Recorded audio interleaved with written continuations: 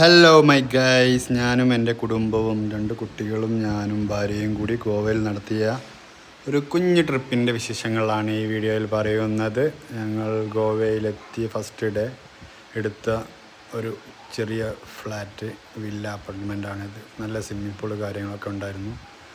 അവിടെ നിന്ന് കുളിച്ച് ഫ്രഷായി നേരെ കഫേയിലേക്കാണ് ഞങ്ങൾ പോയത്. കഫേയിൽ പോയി ചെറിയൊരു ഫുഡൊക്കെ കഴിച്ചു.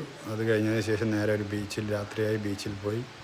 ബീച്ചിൽ നിന്നും കിങ് പ്രോൺസ് തവ ഫ്രൈ കഴിച്ചു. അത് വന്ന് പിന്നെ വീട്ടിൽ കിടന്നിറങ്ങിയിട്ട് പിറ്റേന്ന് രാവിലെ വേറൊരു കഫേയിൽ പോയി മോർണിംഗ് ബ്രേക്ക്ഫാസ്റ്റ് ഇംഗ്ലീഷ് ബ്രേക്ക്ഫാസ്റ്റ് കഴിച്ചു.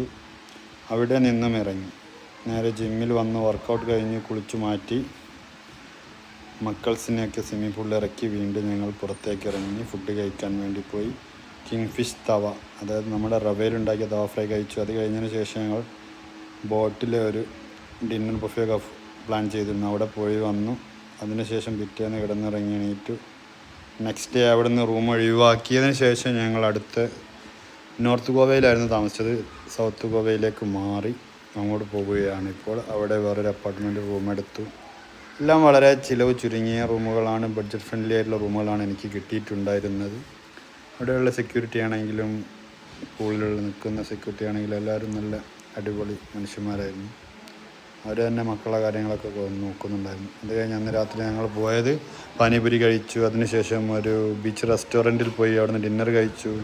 അതിനുശേഷം പിറ്റേന്ന് രാവിലെ എണീറ്റു പുറത്തൊക്കെ പോയി. പിന്നെ പുറത്തുനിന്ന് കുറച്ച് നല്ല നാടൻ ടൈപ്പ് ബ്രേക്ക്ഫാസ്റ്റൊക്കെ വാങ്ങി വീട്ടിലെത്തി. കീമ പൊറോട്ട അങ്ങനത്തെ കാര്യങ്ങളൊക്കെ.